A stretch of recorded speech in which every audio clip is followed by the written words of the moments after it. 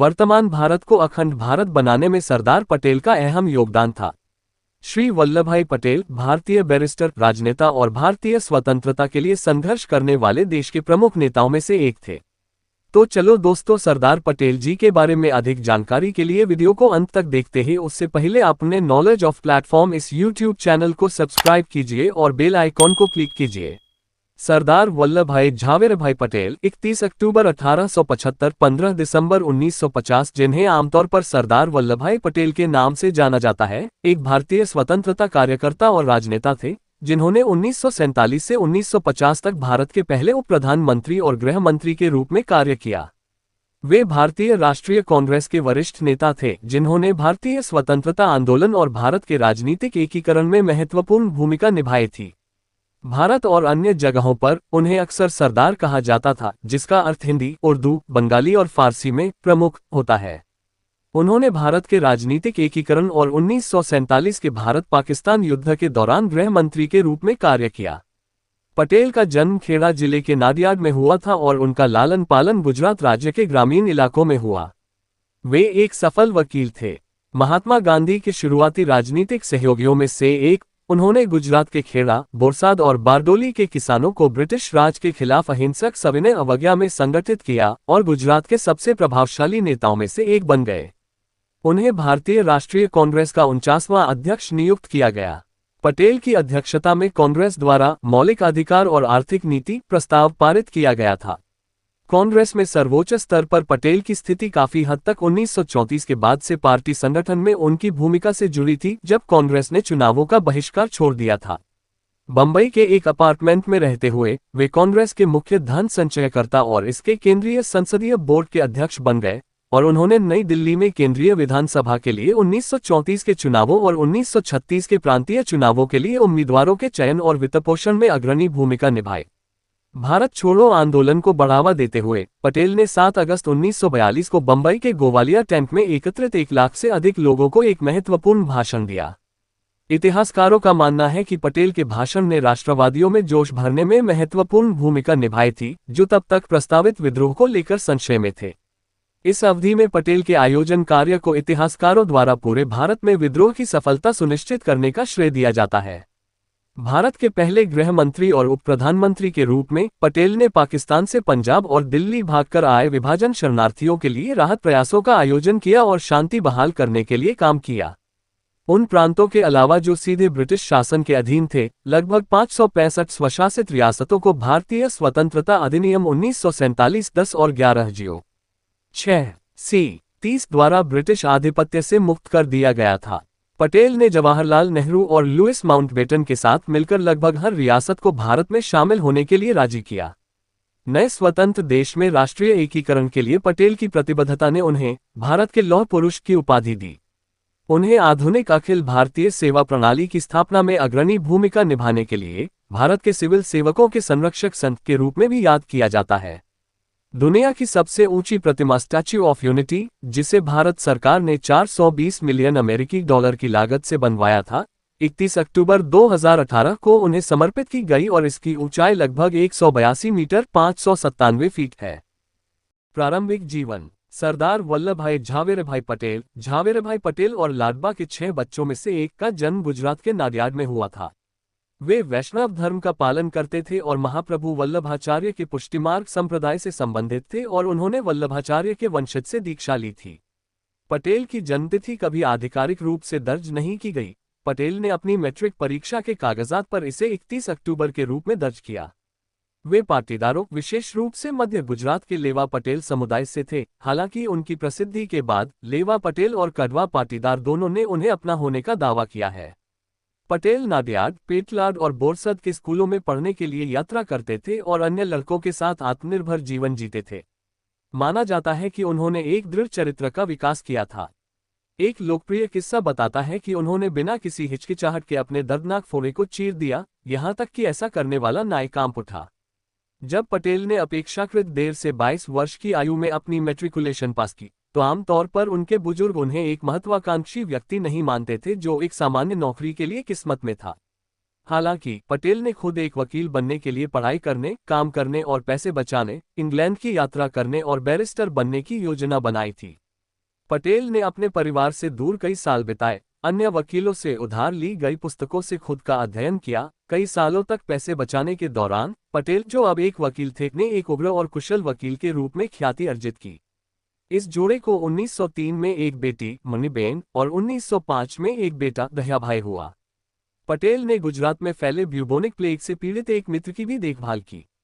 जब पटेल खुद इस बीमारी से पीड़ित हुए तो उन्होंने तुरंत अपने परिवार को सुरक्षित स्थान पर भेज दिया, अपना घर छोड़ दिया और नादियाड में एक अलग घर में चले गए। अन्य खातों के अनुसार पटेल ने ये समय एक जीर्ण शीर्ण मंदिर में बिताया, वहां वे धीरे धीरे ठीक हो गए। पटेल ने कर्मसाद में अपने घर का वित्तीय बोझ उठाते हुए गोधरा, बोरसाद और आनंद में वकालत की। Patel Edward Memorial High School, Borsad के पहले अध्यक्ष और संस्थापक थे, जिसे आज झावेराभाई दाजीभाई पटेल हाई स्कूल के नाम से जाना जाता है। जब उन्होंने इंग्लैंड की अपनी यात्रा के लिए पर्याप्त बचत कर ली और पास और टिकट के लिए आवेदन किया, तो उन्हें उनके बड़े भाई विट्ठल भाई के घर पर विजय पटेल को संबोधित किया गया, जिनके नाम के शुरुआती अक्षर वल्लभाई के समान थे।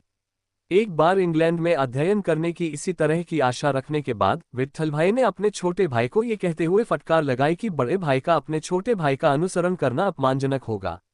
अपने परिवार के सम्मान की चिंता को ध्यान में रखते हुए पटेल ने विट्ठल भाई को अपनी जगह जाने की अनुमति दी। 1909 में पटेल की पत्नी झावेरबा को कैंसर की बड़ी सर्जरी के लिए बॉम्बे, वर्तमान मुंबई में अस्पताल में भर्ती कराया गया था। उनकी तबीयत अचानक खराब हो गई और सफल आपातकालीन सर्जरी के बावजूद अस्पताल में उनकी मृत्यु हो गई। पटेल को एक नोट दिया गया जिसमें उन्हें अपनी पत्नी की मृत्यु की सूचना दी गई थी, क्योंकि वह अदालत में एक गवाह से जिरह कर रहे थे। गवाहों के अनुसार पटेल ने नोट पढ़ा, उसे जेब में रख लिया और अपनी जिरह जारी रखी और केस जीत गए। कार्यवाही समाप्त होने के बाद ही उन्होंने दूसरों को ये खबर दी। पटेल ने दोबारा शादी न करने का फैसला किया। उन्होंने अपने परिवार की मदद से अपने बच्चों का पालन पोषण किया और उन्हें बॉम्बे के अंग्रेजी भाषा के स्कूलों में भेजा। 36 साल की उम्र में वे इंग्लैंड गए और लंदन के मिडिल टेम्पल में दाखिला लिया। भारत लौटकर पटेल अहमदाबाद में बस गए और शहर के सबसे सफल बैरिस्टरों में से एक बन गए। यूरोपीय शैली के कपड़े पहनने और शहरी तौर तरीके अपनाने वाले वे एक कुशल ब्रिज खिलाड़ी बन गए। पटेल ने अपनी प्रैक्टिस का विस्तार करने और बहुत सारा धन इकट्ठा करने और अपने बच्चों को आधुनिक शिक्षा प्रदान करने की महत्वाकांक्षाओं को पोषित किया। उन्होंने अपने भाई विट्ठल भाई के साथ बॉम्बे प्रेसिडेंसी में राजनीति में प्रवेश का समर्थन करने के लिए एक समझौता किया था, जबकि पटेल परिवार के लिए प्रदान करने के लिए अहमदाबाद में रहे। स्वतंत्रता के लिए संघर्ष। सितंबर 1917 में पटेल ने बोरसद में एक भाषण दिया, जिसमें उन्होंने देश भर के भारतीयों को ब्रिटेन से स्वराज की मांग करने वाली गांधी की याचिका पर हस्ताक्षर करने के लिए प्रोत्साहित किया। एक महीने बाद वह पहली बार गोधरा में गुजरात राजनीतिक सम्मेलन में गांधी से मिले। गांधी के प्रोत्साहन पर पटेल गुजरात सभा के सचिव बने, जो एक सार्वजनिक निकाय था जो भारतीय राष्ट्रीय कांग्रेस की गुजराती शाखा बन गई। पटेल ने अब ऊर्जावान रूप से वेद भारतीयों की यूरोपीय लोगों के लिए मजबूर दास्ता के खिलाफ लड़ाई लड़ी और खेड़ा में प्लेग और अकाल के मद्देनजर राहत प्रयासों का आयोजन किया। खेड़ा के किसानों की कराधान से छूट की याचिका को ब्रिटिश अधिकारियों ने ठुकरा दिया था। गांधी ने वहां संघर्ष करने का समर्थन किया, लेकिन चंपारण में अपनी गतिविधियों के कारण वह खुद इसका नेतृत्व नहीं कर सके। हालांकि उनका निर्णय मौके पर ही लिया गया था, लेकिन बाद में पटेल ने कहा कि उनकी इच्छा और प्रतिबद्धता गहन व्यक्तिगत चिंतन के बाद आए, क्योंकि उन्हें एहसास हुआ कि उन्हें अपने करियर और भौतिक महत्वाकांक्षाओं को छोड़ना होगा। गुजरात में सत्याग्रह। कांग्रेस के स्वयं सेवकों नरहरि पारिक, मोहनलाल पंड्या और अब्बास तैयब के समर्थन से वल्लभभाई पटेल ने खेड़ा जिले में गांव दर गांव दौरा शुरू किया और शिकायतों का दस्तावेजीकरण किया और ग्रामीणों से करों का भुगतान करने से इनकार करके राज्यव्यापी विद्रोह के लिए उनका समर्थन मांगा। पटेल ने उकसावे की स्थिति में हर गांव में संभावित कठिनाइयों और पूर्ण एकता और अहिंसा की आवश्यकता पर बल दिया। जब विद्रोह शुरू हुआ और कर राजस्व रोक दिया गया, तो सरकार ने संपत्ति जब्त करने के लिए पुलिस और धमकी दस्तों को भेजा, जिसमें खलिहान के जानवर और पूरे खेत जब्त करना शामिल था। पटेल ने प्रत्येक गांव के साथ काम करने के लिए स्वयं सेवकों का एक नेटवर्क बनाया, जिससे उन्हें कीमती सामान छिपाने और छापों से खुद को बचाने में मदद मिली। हजारों कार्यकर्ताओं और किसानों को गिरफ्तार किया गया, लेकिन पटेल को नहीं। 1920 में वे नवगठित गुजरात प्रदेश कांग्रेस कमेटी के अध्यक्ष चुने गए। वे 1945 तक इसके अध्यक्ष रहे। पटेल ने गांधी के असहयोग आंदोलन का समर्थन किया और 3 लाख से अधिक सदस्यों की भर्ती करने और 1.5 मिलियन रुपये से अधिक की धनराशि जुटाने के लिए राज्य का दौरा किया। अहमदाबाद में होलिका दहन के आयोजन में मदद करते हुए, जिसमें ब्रिटिश सामान जलाए गए, पटेल ने अपने सभी अंग्रेजी शैली के कपड़े फेंक दिए। अपनी बेटी मणि और बेटे दहिया के साथ उन्होंने स्थानीय रूप से उत्पादित सूती कपड़े, खादी पहनना पूरी तरह से शुरू कर दिया। पटेल ने चौरी चौरा की घटना के मद्देनजर गांधी के प्रतिरोध के विवादास्पद निलंबन का भी समर्थन किया। गुजरात में उन्होंने बाद के वर्षों में शराबबंदी, छुआछूत और जातिगत भेदभाव के खिलाफ और साथ ही महिलाओं के सशक्तिकरण के लिए बड़े पैमाने पर काम किया। कांग्रेस में वे स्वराजवादी आलोचकों के खिलाफ गांधी के दृढ़ समर्थक थे। पटेल 1922, 1924 और 1927 में अहमदाबाद के नगरपालिका अध्यक्ष चुने गए। स्कूल प्रणाली में बड़े सुधार हुए। उन्होंने राष्ट्रवादियों, ब्रिटिश नियंत्रण से स्वतंत्र द्वारा स्थापित स्कूलों में कार्यरत शिक्षकों की मान्यता और वेतन के लिए लड़ाई लड़ी और यहां तक कि संवेदनशील हिंदू मुस्लिम मुद्दों को भी उठाया। पटेल ने 1927 की मूसलाधार बारिश के बाद राहत कार्यों का व्यक्तिगत रूप से नेतृत्व किया, जिससे शहर और खेड़ा जिले में बड़ी बाढ़ आए और जान माल का भारी नुकसान हुआ। उन्होंने पूरे जिले में शरणार्थी केंद्र स्थापित किए, स्वयंसेवकों को संगठित किया और भोजन, दवाइयों और कपड़ों की आपूर्ति के साथ साथ सरकार और जनता से आपातकालीन निधि की व्यवस्था की। जब गांधी जेल में थे तो कांग्रेस के सदस्यों ने पटेल को 1923 में नागपुर में भारतीय ध्वज फहराने पर प्रतिबंध लगाने वाले कानून के खिलाफ सत्याग्रह का नेतृत्व करने के लिए कहा। उन्होंने कानून का उल्लंघन करने वाले लोगों के जुलूसों में भाग लेने के लिए देश भर से हजारों स्वयंसेवकों को संगठित किया। पटेल ने सभी कैदियों की रिहाई और राष्ट्रवादियों को सार्वजनिक रूप से झंडा फहराने की अनुमति प्राप्त करने के लिए एक समझौता किया। उस वर्ष बाद में पटेल और उनके सहयोगियों ने सबूतों का खुलासा किया, जो बताते थे कि पुलिस बोरसद तालुका में देवर बाबा से संबंधित एक स्थानीय डकैत अपराधी गिरोह के साथ मिलीभगत कर रही थी, जबकि सरकार उस क्षेत्र में डकैतों से लड़ने के लिए एक बड़ा कर लगाने की तैयारी कर रही थी। कर के खिलाफ प्रस्तावित आंदोलन के समर्थन में पटेल को सुनने के लिए 6000 से अधिक ग्रामीण एकत्र हुए, जिसे अनैतिक और अनावश्यक माना गया था। उन्होंने सैकड़ों कांग्रेसियों को संगठित किया, निर्देश भेजे और पूरे जिले से जानकारी प्राप्त की।